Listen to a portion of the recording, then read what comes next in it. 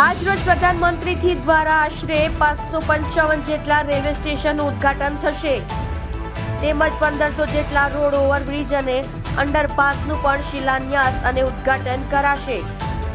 સુરતના સચિન, બિલીમોરા, ભેસ્તાન અને ઉત્તરાણ સહિત 4 જેટલા રેલવે સ્ટેશનનું કરાશે। ભેસ્તાન રેલવે સ્ટેશન ખાતે ગુજરાતના રાજ્યપાલ શ્રી આચાર્ય દેવવ્રત ઉપસ્થિત રહ્યા હતા।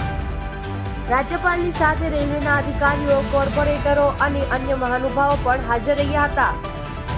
આશરે 25 કરોડના ખર્ચે ભેસ્તાન રેલવે સ્ટેશનનો પુનઃ વિકાસ કરવામાં આવ્યું છે।